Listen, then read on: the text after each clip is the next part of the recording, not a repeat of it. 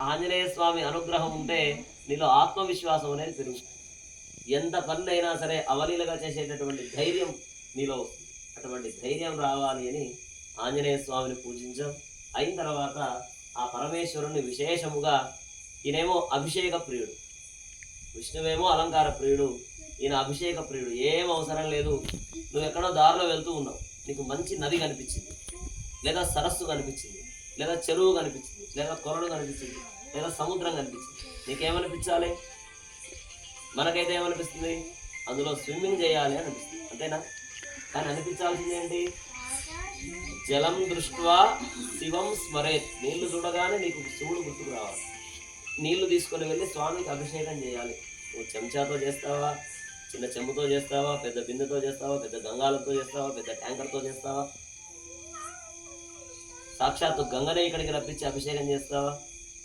ఎలా అయినా సరే స్వామికి అభిషేకం చేస్తే చాలు ఆయన పరవశించి పులకరించి పోతాడు. అందుకని ఆయన పేరు పరమశివుడు, భోలాశంకరుడు. నువ్వు అడిగితే చాలు, నీకు అది తగునా, వచ్చా రాదా, నీకు డ్రైవింగ్ వచ్చా రాదా అనేది చూడు, కారు అడిగితే కారు ఇస్తాడు. అటువంటి అందుకే ఆయన పేరు భోళా అనేటటువంటి పేరు వచ్చింది.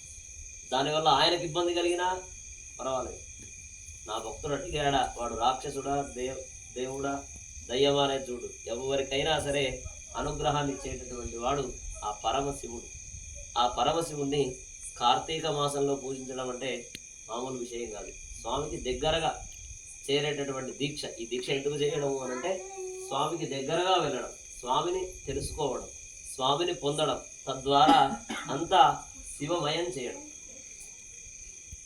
అందుకోసమని ఇటువంటి మహత్తరమైనటువంటి కార్యక్రమాన్ని మనం ఈరోజు చేసాం. స్వామికి అభిషేకం చేసాం. స్వామి నామాన్ని పలుకుతూ చక్కగా శివుడు అంటే మంగళకరుడు అని అంటాం.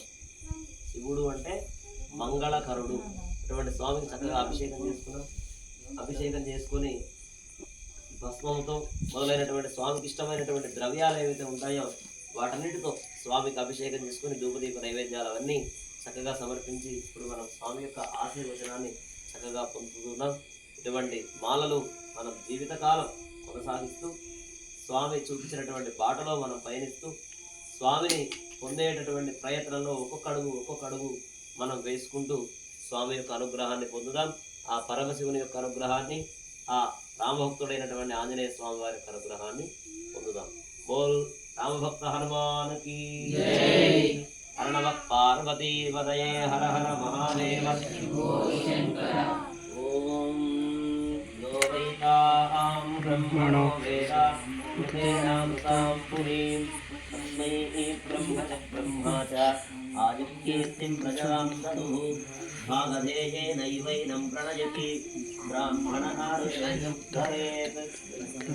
బ్రాహ్మణో వై సర్వా దేవతాః సర్వాభిరేవైనం దేవతాభిరుద్ధరతి యావదీర్వై దేవతాస్తాః సర్వా వేదవిద్ బ్రాహ్మణే వసంతి.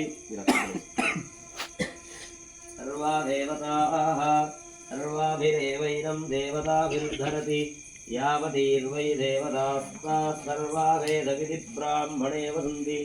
తస్మాత్ బ్రాహ్మణేభ్యో వేదవిద్భ్యో దివే దివే నమస్కుర్యాన్న శ్రీలంగీర్తయేదేత ఏవ దేవతా ప్రీణాతి పర్యాప్త్యానంతరాయాయ సర్వస్తోమోతిరాత్ర ఉత్తమమహర్భవతి.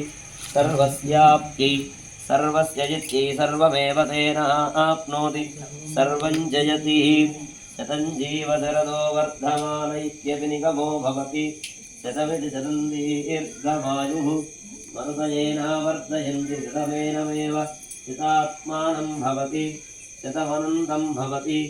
శతమైశ్వర్యం భవతి. శతమితి శతం దీర్ఘమాయుః.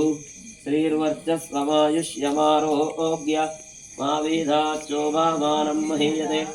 ధాన్యం ధనం వసం బహుపుత్రలాభం. శత సంవత్సరం దీర్ఘమాయుః.